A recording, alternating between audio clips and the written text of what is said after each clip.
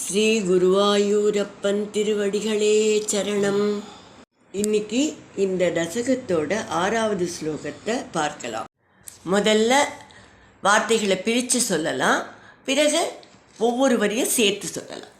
ஜிதேந்திர தத்தாம் கமனீம் ஜெயந்தீம், ஜிதேந்திர தத்தாம் கமனீம் ஜெயந்தீம், அதோத்வகன் ஆத்மரதாசயோபி, அதோத்வகன் ஆத்மரதாசயோபி, அஜீஜனஸ்தத்ர சதம் தனூஜான், அஜீஜனஸ்தத்ர சதம் தனூஜான், ஏஷாம் க்ஷிதீஷோ பரதோக்ரஜன்மா, ஏஷாம் க்ஷிதீஷோ பரதோக்ரஜன்மா, ஜிதேந்திர தத்தாம் கமனீம் ஜெயந்தீம், அதோத்வகன் ஆத்மரதாசயோபி, ஜிதேந்திர தத்தாம் கமனீம் ஜெயந்தீம், அதோத்வகன் ஆத்மரதாசயோபி, அஜீஜனஸ்தத்ர சதம் தனூஜான், ஏஷாம் க்ஷிதீஷோ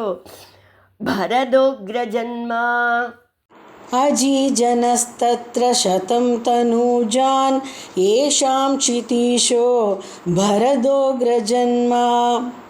இப்போ நாம் இந்த ஸ்லோகத்தோட வார்த்தைகளை பிரித்து அர்த்தங்களை பார்க்கலாம்.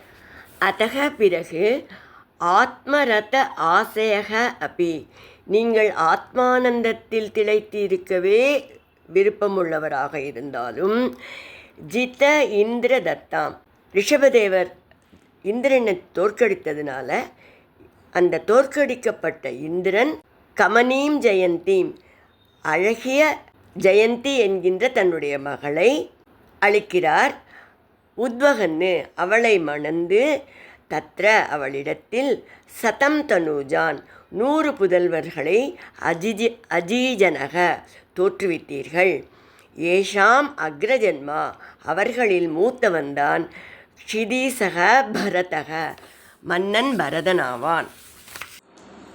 இப்போ இந்த ஸ்லோகத்தை முழுவதுமாக பாராயணம் பண்ணி இதோட முழு அர்த்தத்தையும் பார்க்கலாம்.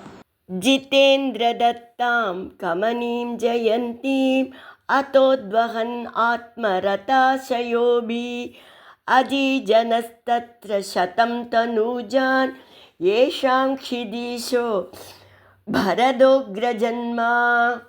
இந்திரனோட தீய எண்ணம் உங்களால் தோற்கடிக்கப்பட்டது. இந்திரன் தன்னோட அழகிய மகளான ஜெயந்தியை உங்களுக்கு, அதாவது ரிஷபதேவருக்கு அளிக்க முன்வந்தான். நீங்கள் ஆத்மானந்தத்தில் திளைத்திருக்கவே விருப்பமுள்ளவராக இருந்தாலும் அவளை மணந்து கொண்டீர்கள். அப்போது உங்களுக்கு, அதாவது ரிஷபதேவருக்கும் ஜெயந்திக்கும் 100 புதல்வர்கள் பிறந்தனர். அவர்களில் மூத்தவன்தான் மன்னன் பரதன். ஆத்மானந்தத்தில் திளைக்க விரும்பினார், ஆனால் கல்யாணம் செய்தின்றார், 100 பிள்ளை பெற்றார்னதும் நமக்கு சத்து இது என்ன புரியலையே அப்படின்னு தோணும். முதல்ல அந்த யுகத்தில் ஒருத்தருக்கு ஆயுள் 1,00,000 வருடம்.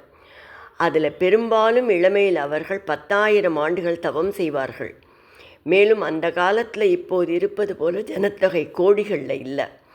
அதனால் பிரஜைகளை பெற்றுக்கொள்வதையும் அவர்களுக்கு முன்னுதாரணமாக தர்மத்தின்படி வாழ்ந்து அவர்களை தர்மப்படி நடக்க வைப்பதையும் தங்களோட கடமையாக கருதினர். அதனால் அவர்கள் தவம் செய்தெல்லாம் முடிச்சுட்டு திருமணம் செய்து கொண்டு நிறைய குழந்தைகளை, பிரஜைகளை பெற்று பிரஜா உற்பத்தியை செய்து தங்கள் கடமைகளெல்லாம் முடிந்த பிறகு துறவரத்தை மேற்கொண்டு பகவான் திருவடிகளை அடைந்தனர்.